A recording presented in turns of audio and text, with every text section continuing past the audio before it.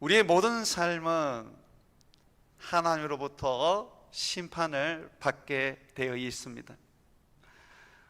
하나님이 우리를 만드신 창조주이십니다. 그러면서 또한 그는 우리들에게 선과 악을 행하는 삶에 대한 심판자임을 말씀해 주셨습니다. 하나님이 주신 인생이라 그래서 마음대로 살면 안 돼요. 선을 행하고 이웃을 사랑하며 남을 소중하게 여기는 인생을 살아야 합니다. 그렇지 않으면 우리를 창조하신 하나님, 또한 심판자이신 하나님께서 우리를 심판하십니다. 오늘 말씀은 가인의 그 죄에 대한 하나님의 심판의 말씀이 나오는 이야기입니다. 우리는 심판 그러면 죽어서 하나님 앞에 갔을 때 받는 일이라고 생각합니다. 근데 오늘 말씀 보니까 그렇지 않아요. 이 땅에 살면서도 우리는 우리 행위에 대하여, 선과 악을 행한 그 행위에 대하여 하나님은 심판하십니다. 물론 최종적인 심판, 최종적인 하나님의 형벌은 하나님 앞에서 마지막 날, 세상 끝날 받게 될 것입니다. 그럼에도 불구하고 우리는 이 땅에 살면서 우리의 행위에 대하여 반드시 하나님의 형벌이 있다는 것을 기억해야 합니다. 가인은 아벨을 죽였습니다. 그의 착한 동생 아벨, 형에 의하여 처참하게 살해를 당했습니다. 하나님은 동생을 죽인 가인을 그의 심판대 앞에 세웠습니다. 하나님의 심판대는 놀랍게도 죄인을 자기 앞으로 끌고 오는 것이 아니라 하나님이 직접 가서 심판하는 심판대였습니다. 하나님은 우리에게 복을 주시고 은혜를 주시기 위하여 찾아오시기도 하지만 우리의 죄에 대하여 책망하시고 심판하기 위하여 찾아오십니다. 오늘 하나님은 가인에게 찾아오셨습니다. 동생을 죽인 죄에 대하여 하나님께서 그 책임을 묻고 심판하시기 위하여 찾아오셨습니다. 그러나 가인은 하나님의 심판대 앞에서 하나님을 두려워하지 않은 채 하나님께 거짓말을 했습니다. 여러분, 오늘 9절 말씀 한번 보시죠. 여호와께서 가인에게 이르시되 내 아우 아벨이 어디 있느냐. 가인이 아벨을 들에서 죽였습니다. 그리고 난 다음에 시간이 얼마나 흘렀는지는 모르겠습니다. 하나님이 가인에게 나타나서, 살인한 가인에게 나타나서 네 동생 어디 있느냐 하고 묻습니다. 그때 이 가인의 대답을 보십시오. 그가 이르되 내가 알지 못하나이다. 내가 내 아우를 지키는 자니까. 어떻게 눈 하나 깜짝하지 않고 이렇게 거짓말을 할 수 있죠? 가인은 하나님을 제대로 알지 못했던 것 같아요. 하나님이 어떤 분인 줄 알았다면 거짓말 하겠습니까? 아니, 하나님을 제대로 알았다면 죄를 짓겠습니까? 하나님을 제대로 아는 사람들은 죄 짓는 것이 어려워요.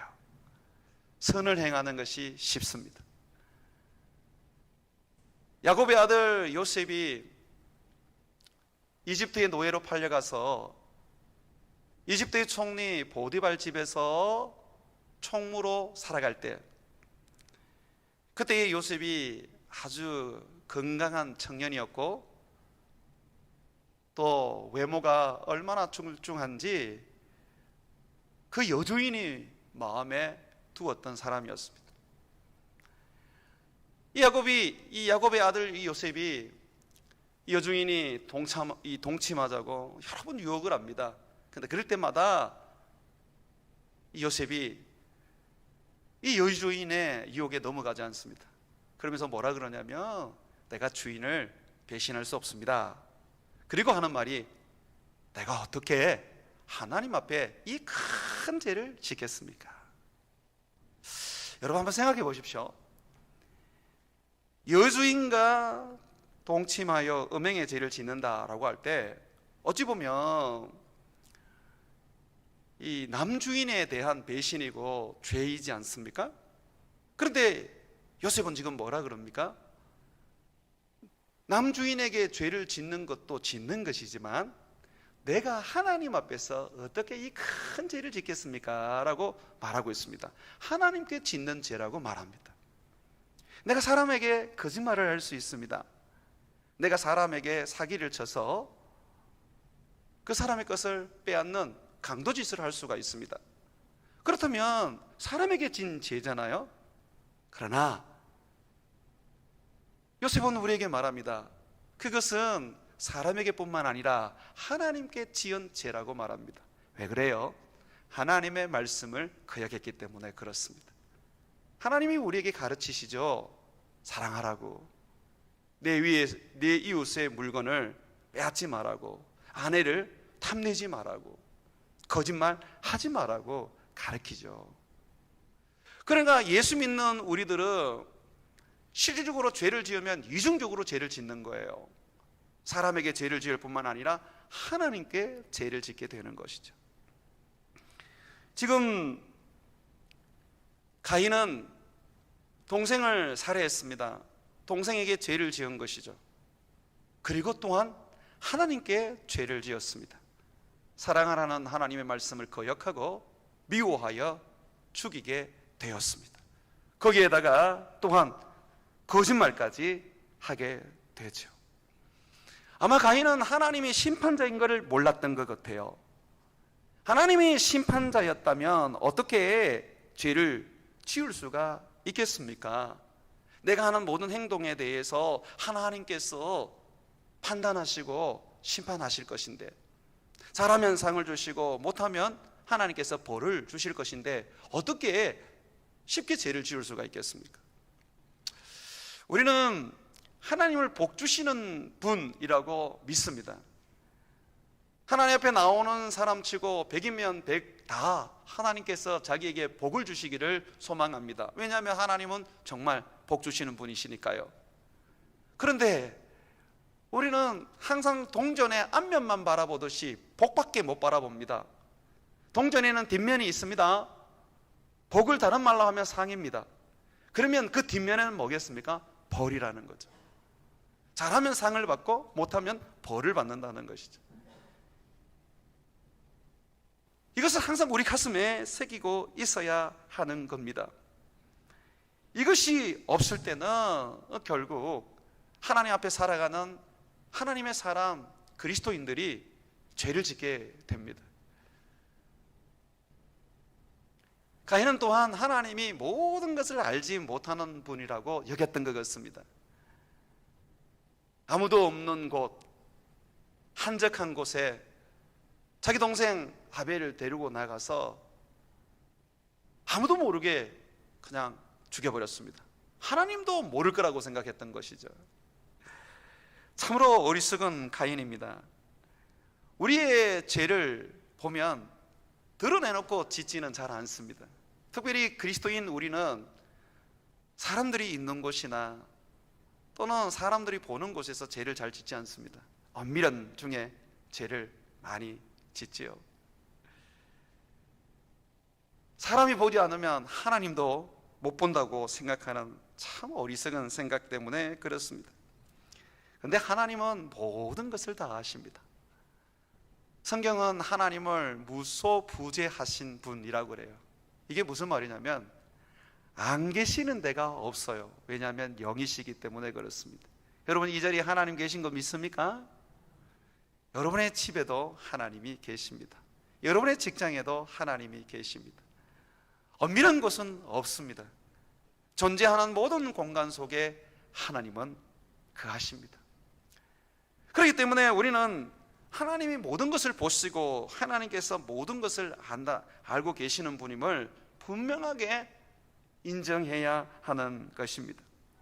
하나님은 우리들의 행동을 보실 뿐만 아니라 우리들의 말도 보십니다. 여러분 자꾸 우리는 어떤 무기를 가지고 내 손으로 사람을 죽이면 살인죄라 생각하고 말로서 사람의 상처를 입히고 그 마음을 좌절시키고 낙심시켰을 때 그것은 별거 아니라고 생각합니다. 그러나 예수님이 뭐라 그러셨어요? 형제에게 라가라는 건 get out이라는 말이 아니거든요. 히브리 욕입니다. 라가라고 그렇게 욕을 하면 주님은 공에 잡혀가게 될 것이고 취업불에 던져지리라고 말씀하고 있습니다. 주님에게 있어서 행동이나 말은 동일합니다. 그러므로 우리 중에 죄를 짓지 않는 자가 없는 것이죠. 삶은 거룩하고 죄에서 멀리 떨어져 있을지 모르지만 이 입과 마음이 항상 죄 가운데 있는 우리들 자신을 보게 됩니다. 그래서 우리는 죄를 짓지 않으려면 성령께서 우리의 생각을 지켜주셔야 되고, 성령께서 우리의 입술을 주관해 주셔야 되고, 성령께서 우리의 행동들을 다스려 주셔야 되는 것입니다. 다윗은 이 부분에 대해서 아주 분명하게 알고 있었고 믿고 있었습니다. 그가 임종을 앞두고 이제 자기의 아들 솔로몬에게 하나의 어떤 유언적인 이야기를 합니다. 거기에 보면 하나님이 어떤 분인지를 이야기해요. 역대상 28장 9절에 보게 되면 자, 이런 말씀이 나옵니다. 내 아들 솔로몬아, 너는 너의 아버지의 하나님을 알고 온전한 마음과 기쁜 뜻으로 섬길지어다. 여호와께서는 모든 마음을 감찰하사 모든 의도를 아시나니. 여기 보십시오. 하나님은 모든 마음, 이 세상에 있는 모든 사람들의 그 마음을 다 아신대요. 그리고 그들의 의도까지도 다 아신다고 말합니다. 그러면서 하는 말이 네가 만일 그를 찾으면 만날 것이요. 여기서 그를 찾는다는 것은 네가 그의 말에 순종하고 그를 두려워하며 그가 가르치는 계명대로 지키며 산다면 하나님이 너에게 은혜를 주시고 너와 동행하여 주실 것이고, 만일 네가 그를 버리면, 네가 하나님의 말씀을 지키지 않고 하나님이 사랑하라고 하는 그 사랑을 네가 없인 여긴다면 그가 너를 영원히 버리시리라. 정말 자녀에게 이 물려주고 있는 이 유산 가운데 이 다윗이 이 신앙을 지금 물려주고 있지 않습니까? 하나님이 누군지를 가르쳐주면서 하나님에 대한 그 지식을 물려주고 있지 않습니까? 이것이 저는 자녀들에게 물려줄 최고의 유산이라고 생각합니다. 돈은 줄 수가 있고 재물은 줄 수가 있지만은 그것이 그들을 살리지는 못합니다. 돈도 못 주고 또는 건강도 못 줄 수도 있습니다, 자녀들에게. 그러나 하나님을 자녀들에게 줄 수 있다면 자녀들은 세상에서 가장 큰 것을 얻은 것이고 세상을 이기는 능력을 가지게 되는 것입니다. 사랑하는 여러분, 하나님이 누군지 자녀들에게 알려주시기를 바랍니다. 하나님은 모든 것을 아시는 분입니다. 엄밀한 중에 생각하는 내 생각까지 다 아시는 하나님, 내 의도와 내 마음에 담겨져 있는 모든 것을 아시는 하나님이십니다. 역대하 16장 9절에도 여호와의 눈은 온 땅을 두루 감찰하신다 그랬습니다. 또한 우리 하나님은 우리의 소리만 듣는 것이 아니라 이 땅에 있는 모든 만물들의 소리를 듣습니다. 하나님은 우리의 하나님일 뿐만 아니라 산과 바다와 땅과 들에 펴 있는 꽃들, 풀까지도 그들을 다스리시고 그들을 주관하시는 분이십니다. 그래서 하나님은 참새도 먹이신다고 말씀하시고 들에 백합화도 입히신다고 말씀해주고 있습니다. 그러다 보니 우리가 사람들이 보지 못한다고 해서 저지른 그 모든 죄악들을, 그것을 감출 수가 없는 것이죠. 낱말은 새가 듣고 반말은 쥐가 듣는다라는 것처럼, 그런 속담처럼 온 자연 만물들이 우리의 행동들과 우리들이 했는 죄악들을 하나님 앞에 아뢰며 그들이 고발을 합니다. 이것이 성경이 우리에게 말해주는 부분입니다. 한번 이 부분을 한번 보시죠. 10절입니다. 하나님께서 네 동생의 죽음에 대하여 고소가 들어왔다고 말합니다. 10절 이르시되 네가 무엇을 하였느냐? 네 아우의 핏소리가 땅에서부터 내게 호소하느니라. 땅에서부터 지금 네 아우의 핏소리가 호소하고 있다. 동생을 죽였기 때문에 동생이 끝이라고 생각했지만, 그러나 그 동생은 또한 영혼이 있습니다. 땅에 흘러내린 피, 그것조차도 소리를 냅니다. 하나님은 지금 네 동생의 핏소리가 내게 호소한다고, 내게 고발하고 있다라고 말하고 있습니다. 이토록 우리는 하나님을 두려워할 줄 알아야 하고, 하나님이 모든 것을 아시는 분이며, 뿐만 아니라 온 자연계가 내가 하는 행동들을 다 눈여겨 지켜보고 있다는 것을 알아야 합니다. 그러므로 우리의 행동과 우리의 말, 그 모든 것에 있어서 우리는 예수님 닮으려고 애써야 하고, 죄를 벗어버리려고 해야 하는 것이죠. 그래서 히브리서 저자는 우리에게 가르칩니다. 피가 흐르기까지 죄와 싸워라. 이게 그리스도인입니다. 그리스도인은 죄를 안 짓는 사람이 아니고요, 우리도 육체를 가지고 있기 때문에 죄를 짓습니다. 그런데 그 죄와 싸워서 이기려고 그렇게 몸부림치는 사람, 그 사람들이 바로 크리스찬이라는 것이죠. 죄를 지으면 반드시 하나님께 심판을 받게 되어 있습니다.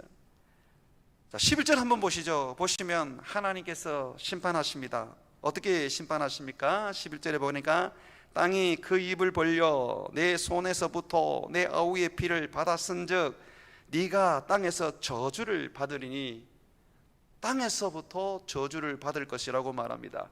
여러분, 죄에 대한 심판은 바로 저주입니다.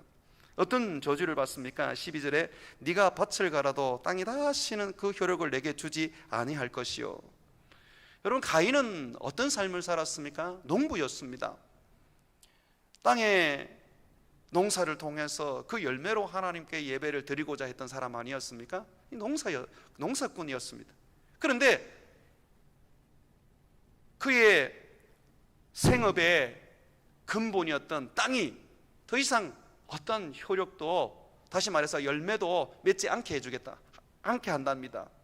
씨를 뿌려도 그 씨가 그냥 다 타서 없어져 버리는 것이죠. 어떤 열매도 못 얻는 것이죠. 이것이 그의 저주였습니다. 그는 삶을 잃어버렸습니다. 우리는 더 좋은 삶을 살기 위해서 죄를 짓지 않습니까? 남보다 좀 더 나은 어떤 인생이 되기 위해서 죄를 지을 때가 많지 않습니까? 승진하기 위해서 때로는 경쟁자를 밟고 일어서지 않습니까? 정당하게 경쟁한다면 그게 뭐가 문제가 되겠습니까만은, 그러나 정당하지 않고 편법을 해서 어떻게든지 이기려고 하지 않습니까? 자, 그런 것들이 우리의 삶을 윤택하고 또는 살리는 것이 아니라 도리어 삶을 잃어버리게 만든다는 것이죠. 그러면서 12절 끝부분에 보게 되면 너는 땅에서 피하여 유리하는 자가 되리라. 그러니까 너는 도망자가 될 것이라고 말하고 있습니다. 땅에서 유리하여 도망다니게 되는 것은 누구를 도망다니는 것입니까? 바로 사람을 피하여 도망다니는 것입니다. 가인은 첫 살인자입니다. 그의 형제를 죽인 자입니다. 많은 비난을 받을 것이며 사람들로부터 많은 외면을 당할 것이고, 심지어는 복수도 하려고 하는 사람들이 일어날 것입니다. 가는 곳마다 돌을 던지면서 그에게 조소와 비난을 보낼 것입니다. 가인은 결국 죄로 인하여 사람을 잃게 되었습니다. 인생을 진짜 잃어버렸습니다. 삶을 잃어버리고 사람을 잃어버리고. 그러면 뭐 때문에 사는 것이죠? 돈으로만 삽니까? 돈으로만 사는 것은 참 처참한 인생입니다. 돈은 도구지 않습니까? 사람을 얻기 위한 도구. 인생을 재밌고 윤택하고 가치 있게 살기 위한 도구지 않습니까? 인생도 잃어버리고 사람도 잃어버리는 이 참으로 고통스러운 현실, 이것이 바로 죄로 말미암아 온다는 것입니다. 그러니 속지 마십시오. 네가 조금만 죄를 지으면 더 잘 살 수 있어. 이번에 그냥 속이고 그냥 물건 팔아. 이번에 그냥 좀 거짓말하고 그냥 넘어가. 그러면 네가 좀 더 나은 어떤 그런 이익을 얻잖아. 여러분, 그건 사탄의 소리입니다. 선악과를 먹어봐. 그러면 하나님 같이 될 거야 라고 하는 말과 똑같은 것입니다. 오늘 성경은 우리에게 보여줍니다. 결국 죄를 지으니까 어떻게 돼버렸습니까? 인생이 저주를 받고 사람으로부터 외면을 당하는 정말 삶을 잃어버린 존재가 되어버리는 것이죠. 자, 이렇게 하나님의 심판 앞에서 자, 우리라면 어떻게 했을까요? 지금 하나님께서 우리의 죄에 대하여 무섭게 진노하시고 형벌을 내리셨습니다. 우리에게 저주를 내리셨습니다. 자, 이럴 때 우리는 어떻게 해야 합니까? 만약에 여러분들이 이런 가인과 같은 일을 당했다면 아마 여러분들은 회개했을 거예요. 그 자리에 무릎을 꿇고 하나님 잘못했습니다. 한 번만 용서해 주십시오. 정말 잘못했습니다. 내가 왜 그랬는지 저도 지금 와서 너무너무 후회가 됩니다. 정말 용서해 주십시오 라고 하면서 하나님 앞에 회개했을 것입니다. 하나님을 붙잡았을 것입니다. 심판자이지만 하나님은 또한 우리의 아버지시기 때문에, 우리를 사랑하시는 분이시기 때문에 그의 바지 가랑이를 붙잡고 우리는 용서해달라고 그렇게 애원을 했을 것입니다. 만약에 그랬다면 하나님은 그 자리에서 가인을 용서해 주셨을 것입니다. 왜냐하면 성경을 볼 때에 하나님 앞에 나와서 자기의 죄를 회개했을 때 용서함을 받지 못한 사람이 아무도 없기 때문에 그렇습니다. 가인보다 더 심하고 더 큰 죄를 저질러도 주님 앞에 나와서 잘못했다고 회개하고 용서해달라고 했을 때에 주님은 그 사람의 회개를 받으시고 용서해 주셨습니다. 여러분들도 잘 아는 사람 다윗, 이 사람은 하나님 마음에 합한 사람 아닙니까? 성령의 사람이었지 않습니까? 선지자였지 않습니까? 시편을 대부분 기록했던 인물 아닙니까? 사무엘상의 주인공이지 않습니까? 그런데 이 사람도 죄를 지었습니다. 왕이 되었을 때 자기의 가장 충성스러운 이 장군 우리아를 죽였습니다. 왜 죽였습니까? 우리아의 아내가 너무 아름다워서 그 아내를 빼앗기 위해서 죽인 것이죠. 다윗은 살인죄를 넘어서 남의 아내를 빼앗았습니다. 정말 제가 볼 때는 1급 살인죄에 해당하는 아주 극악무도한 인생입니다. 자, 그런데 선지자가 다윗에게 그 죄를 알려주었을 때, 하나님의 심판을 선고했을 때 그는 그 자리에서 내가 죄인입니다, 나를 용서해 주십시오 그러면서 회개했지 않습니까? 하나님은 그 회개를 받으셨습니다. 물론 그 죄에 대한 대가는 지불했습니다. 그렇지만 하나님은 용서해 주셨어요. 가인은 하나님이 범죄한 사람에게 용서의 은혜를 주신다는 것을 몰랐습니다. 그 아버지가 안 가르쳤을까요? 최초의 범죄자는 아담이지 않습니까? 그런데 아담은 용서를 받았습니다.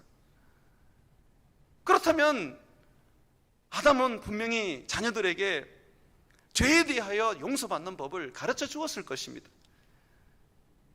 그렇지만 가인은 그것을 무시해버렸습니다. 그것을 전혀 귀담아 듣지 않았습니다. 하나님께서 아담을 용서하시고 그 죄를 씻어주시기 위하여 아담의 죄를 대신해서 한 짐승을 잡아 그 짐승을 대속물로 삼아 아담의 죄를 대속하여 죽게 하셨습니다. 죄의 결과는 죽음이기 때문에 그렇습니다. 아담의 죄를 대신해서 대속물이 되었던 한 짐승이 죽었습니다. 그것은 장차 이 세상에 오신 예수 그리스도를 말합니다. 우리가 예수를 믿는 이유가 무엇입니까? 우리 죄를 위하여 죽으신 예수님, 그분 때문에 우리가 용서함을 받고, 그분 때문에 우리가 살아나고, 그분 때문에 우리가 구원을 얻기 때문에 그렇습니다.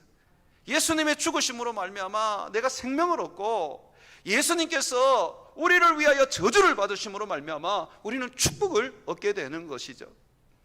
우리가 예수님을 믿는 이유는 단순한 어떤 복을 얻기 위하고 잘 되기 위한 게 아닙니다. 우리의 죄를 씻어주시고 우리를 죄 없다 하시고 거룩하게 해주실 수 있는 유일한 분이기 때문에 예수님을 믿는 것이죠.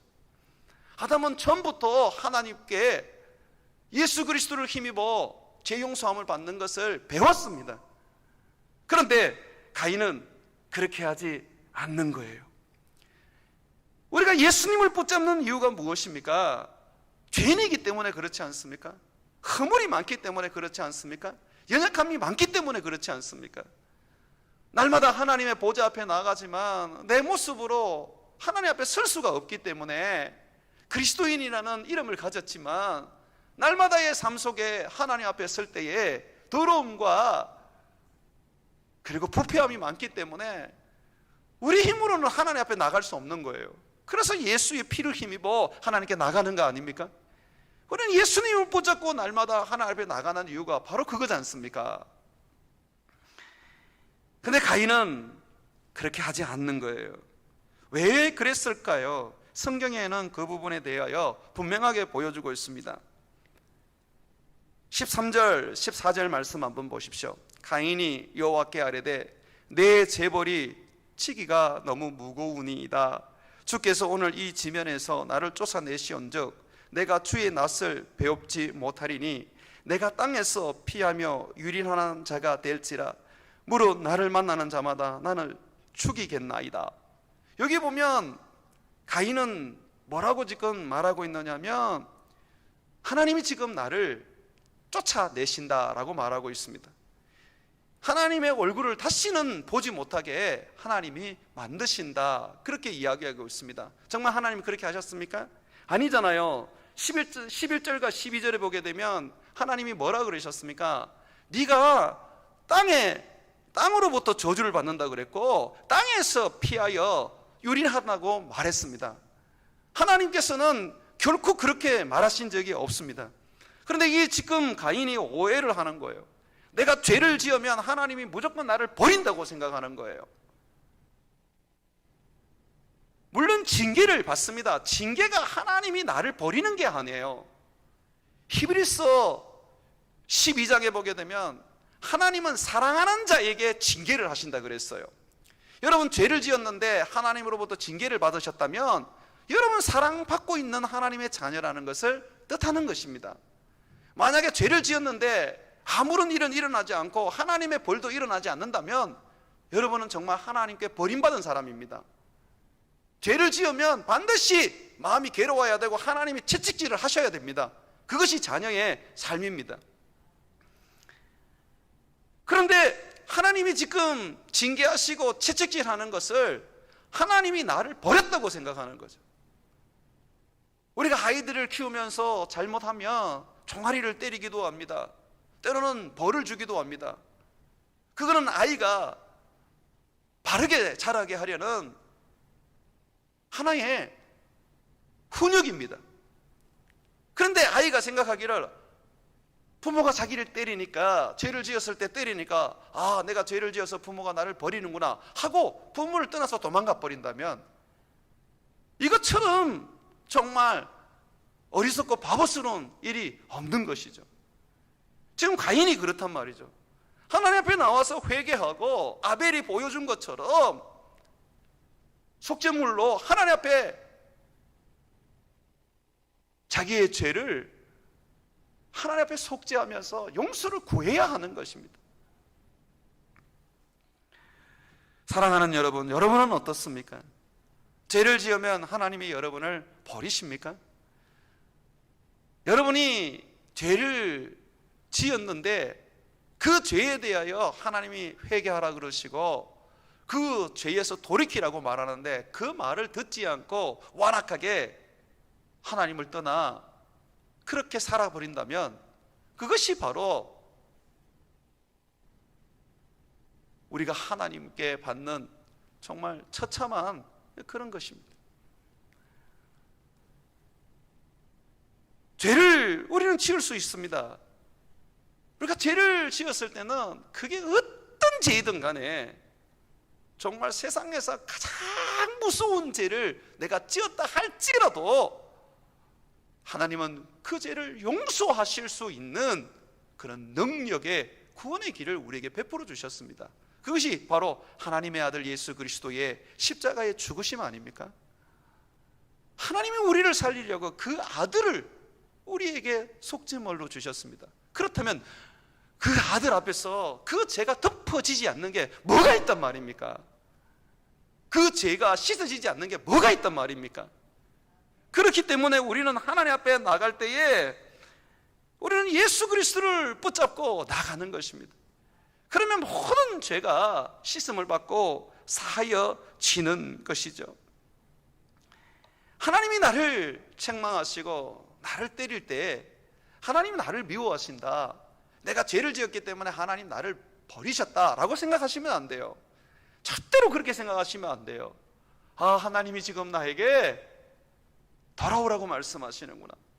하나님이 지금 내가 죄 지은 거 안다라고 말씀하시면서 너 빨리 그 자리에서 회개하라고 말씀하시는구나. 내가 얼른 회개하고 돌이켜야 되겠다.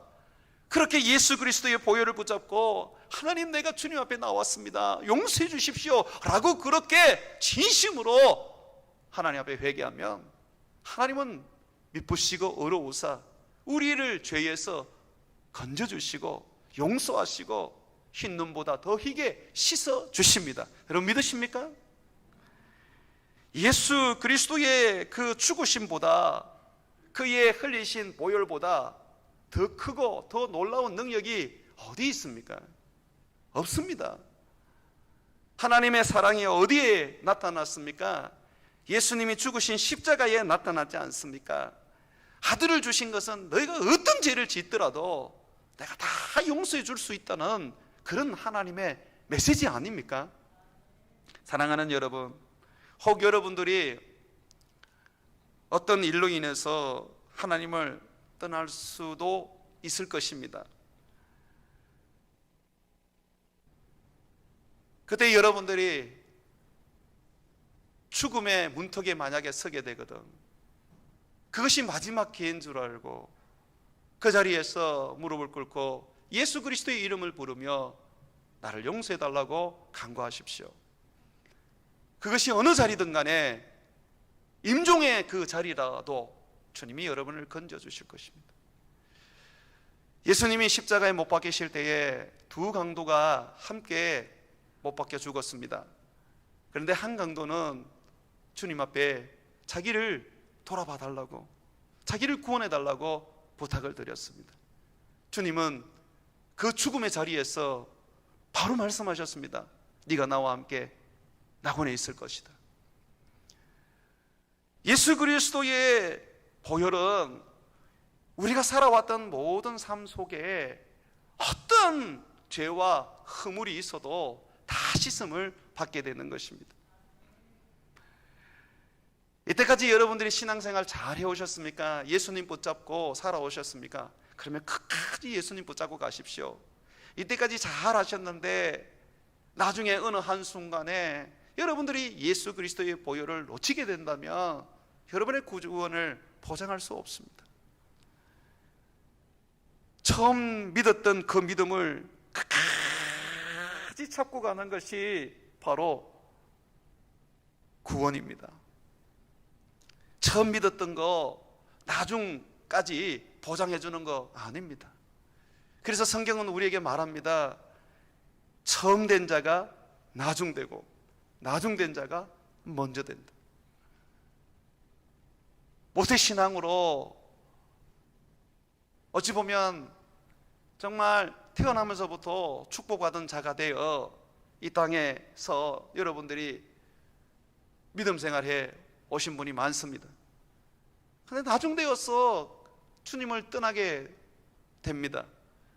여러분, 여러분들이 아버지 어머니가 물려준 신앙 때문에 천국 갈 거라는 착각을 하지 마십시오.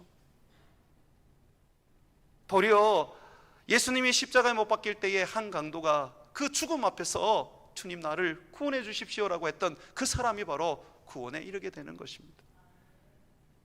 사랑하는 여러분, 우리는 우리의 삶 속에 많은 위기들이 있고 또 많은 허물이 있고 또 범죄가 있습니다. 잘하려고 애쓰지만은 그렇지 못할 때가 참 많습니다.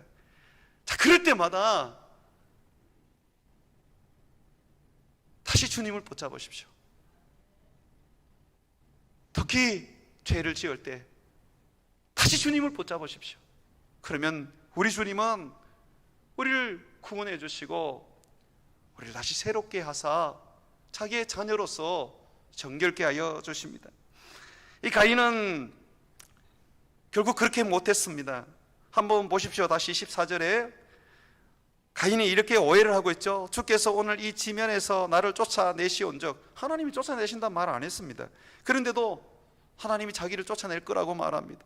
내가 주의 낯을 배웁지 못하려니 이제 더 이상 주님을 못 본다고 말합니다. 이제 주님과의 관계가 끝이라고 이제 말합니다.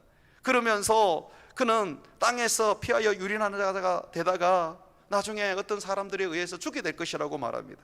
근데 15절 하나님 뭐라 그럽니까? 여호와께서 그에게 이르시되 그렇지 아니하다. 여기서 그렇지 아니하다는 것이 죽지 않을 것이라는 말입니까?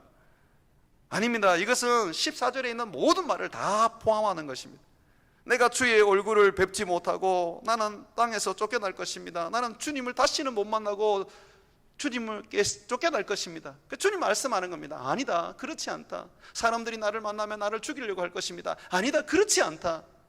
하나님은 죄를 지은 이 가인을 향하여, 최초의 살인자 가인을 향하여 주님은 항상 회개의 기회를 주십니다. 그렇지 않다라고 말합니다. 그러면서 뭐라 그러십니까? 너를 해하는 사람이 있다면 7배의 벌을 받게 될 것이다. 그러면서 그에게 어떤 표를 해 주십니다. 이게 우리 하나님입니다. 하나님은 사람을 죽이는 자가 아니시고요, 살리는 분이십니다. 하나님은 우리를 지옥으로 보내는 분이 아니라 천국으로 보내시는 분이십니다. 하나님은 우리가 죄 짓는 걸 알고 계십니다. 그래서 예수님을 십자가에 내어주셔서 그 죄에서 구원해 주시는 분이시죠. 사랑하는 여러분, 한번 따라 합시다. 그렇지 아니하다. 우리 하나님 그런 분 아닙니다. 주님 날 버리신 거죠. 내가 살아왔던 삶 속에 허물도 많고 죄도 많고 내가 하나님도 제대로 못 섬겨서 날 버리신 거죠. 그래서 내게 응답하지 않는 것이죠. 그런데 하나님 말합니다. 그렇지 아니하다. 내가 너를 사랑한다.